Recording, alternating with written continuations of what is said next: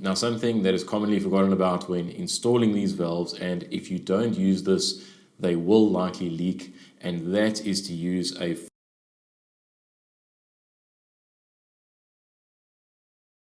So if you've got a basin in your bathroom, or maybe a sink in your kitchen, a wash station in your laundry, and it has got water supplied to it with a tap arrangement, if something goes wrong with that tap and you need to repair it, generally you would have to turn off the water, of course. And in order to do that on our house, I actually have to turn off the water supply to the entire house.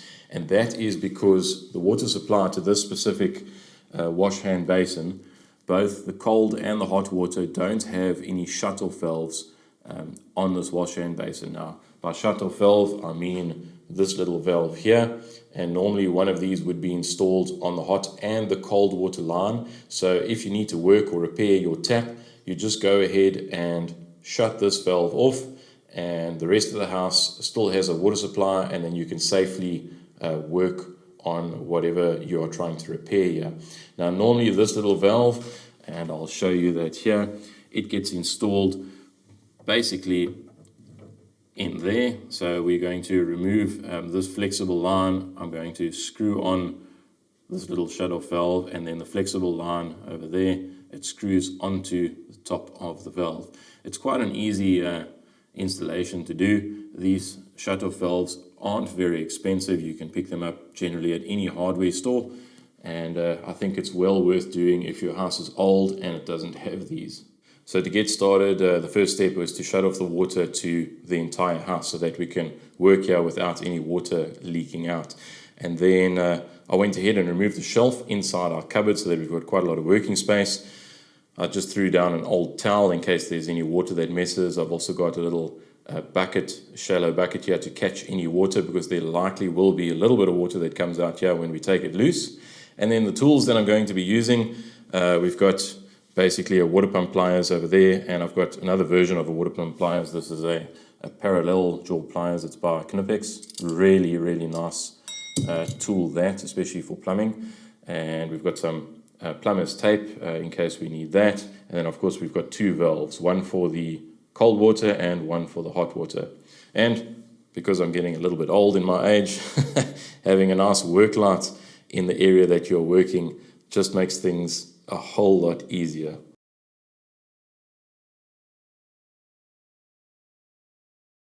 Now, I am working in quite a tight space here, so I'm going to do my best not to get in the way with the tools in my hand so that you can see what's going on. And of course, if you do have the correct size spanners for these fittings, I do, but this is what I've got on hand at the moment. And I just also wanted to show you that you can use these. You need to be a little bit careful so that you don't damage anything, but it is possible. You can go ahead and use those spanners if you do have the correct sizes. So anyway, I have, as I said, drained or shut off all the water, and I also opened the tap on the wash hand basin just to make sure that all of the water is completely off. And now I'm going to go ahead and loosen up this flexible hose here, just like that. And we might see a little bit of water come out here. I'm not too sure. Not really. Oh, there we go. There's a little bit that's coming out there. Just going to let this drain let it drain back into our little bucket. So what I did there is I just opened the tap, so it enables the water to actually drain and run backwards and completely empty out the pipe. Just so that I don't forget, I'm going to close the tap once again, and let me just hook this out the way. So that's the cold water pipe. Now, what we are going to do, let's just grab that off there. I'm going to go ahead and install our little valve. So this valve will get screwed on right here. It basically just threads on all the way, just like that. And then our flexible hose goes on the top here. But we do need to seal this up. We're going to apply a bit of plumber's tape onto the thread before we screw this valve on, but it's always nice just to check. You thread the valve on, thread it all the way until it bottoms out, and just to check that everything is going on nice and smoothly. Okay, so again, I've just got a little bit of just got a little bit of plumber's tape here, and this is PTFE tape. So we'll take a little bit of that and we're going to put it on the threads. We're going to wind it around here. Now I'm winding this clockwise around the actual fitting. So we'll put a couple of turns of that on, and this just helps the threads seal up nicely. Of course, we don't want any water leaks in our cupboard, and that is something that is very important to check. Once you have finished all of your work, you can turn on the water and you can check for any water leaks. And then if it's not leaking, just come back like half an hour or an hour later just to check once again to see if there are no little drips or anything like that. That is something that's really irritating to happen, where you switch on the water and for whatever reason it doesn't leak straight away and you think everything is good, and then you come back a couple of hours later and you see your cupboard is full of water, and potentially it ruins the cupboard, and you might have to rebuild the cupboard. So there we go. We've got a couple of winds of tape on there, and on this side, so just before I screw that on, we don't need any tape on this side because the flexible hose inside here has got a rubber seal, and that is going to seal up against the end of our fitting here. Now this one actually does look a little bit suspicious. I probably should replace that. That'll be not in this video. I don't have another hose like this, but nevertheless it wasn't leaking actually before, so let's hope it doesn't leak when we put it back on now.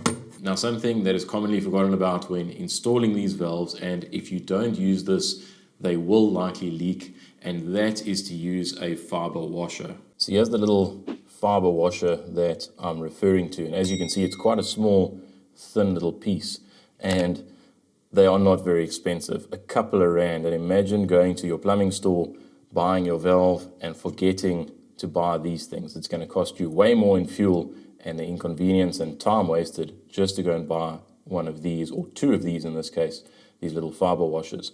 Now, you take this little fibre washer and it's going to go inside our valve. So you can see there's a kind of a little bronzy, goldy coloured surface or copper coloured surface there inside the valve. So we're just going to take this fibre washer and it's going to drop inside there, and when you screw on the Connex fitting, it's going to screw all the way in, it's going to bottom out and press, it's going to kind of squeeze that fibre washer between the Connex fitting and this valve, and that is going to create a very good seal. Now sometimes I always use these fibre washers, but I think you can also use a rubber washer, just depends on what your plumbing store has. But yeah, maybe they give you a fibre or a rubber washer in there. Probably best to just ask them what they recommend at the plumbing store that you go to. But just, in the past I've used this and it has worked for me. Here is our little fibre washer. So we're going to pop that inside our fitting. And this is going to be a little bit tricky because it's upside down, so don't let it fall out. And we should be able to thread this thing on all the way until it bottoms out, and then that fibre washer is going to provide a nice good seal.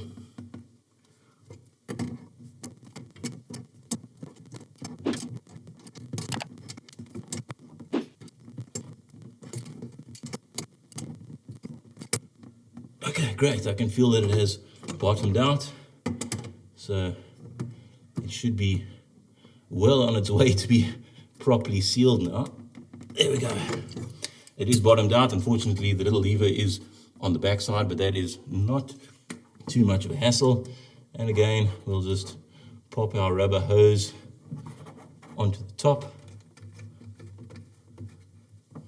Just make sure that the pipe is not overly twisted up.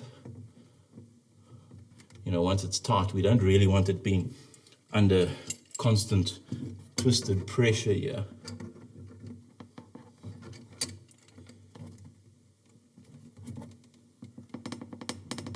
Okay, so just hand tight again, and because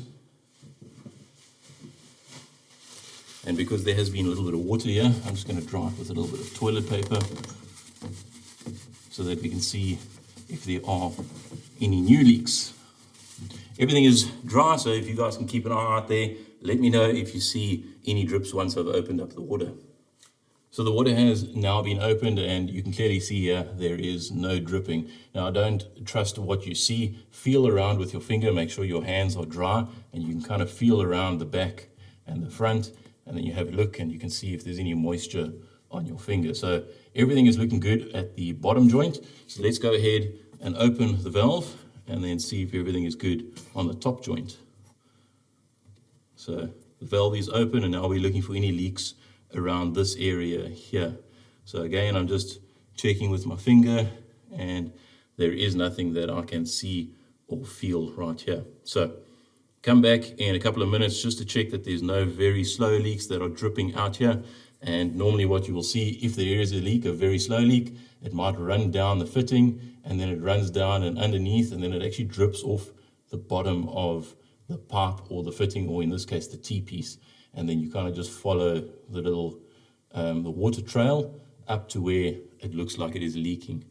So both valves are now being installed, one on the cold water line and one on the hot water line, and there are no leaks. So that is definitely a job well done and a successful job. Definitely something that you can do as a DIY repair at home using some basic tools. Now, if you don't have any tools, I will leave links to these tools in the video description. If you use those links, it does help support the channel, so thank you very much for that. If you do, I really do appreciate it. These are the parallel pliers from Knipex, and I'll also leave a link to the water pump Cobra pliers from Knipex. This is just a random another water pump pliers I've got, but they are phenomenal hand tools. Very, very, very well made, high quality. If you don't lose them, they will last you a lifetime. You definitely won't be sorry. I'm not sorry that I bought these.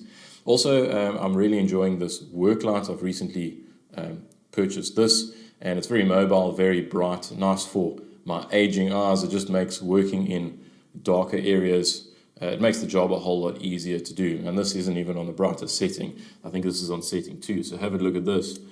So we got 1, 2, 3, and 4. Of course, the camera is adjusting, but that is really bright, and it makes your job go along a whole lot easier. So I will leave a link to a video review of this work light, also to tear it down and to see what it's like inside if you are interested in that. It'll come up at the end of this video.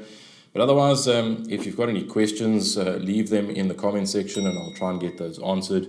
Or if you just want to let us know how your repair went, it's always great to hear from you guys.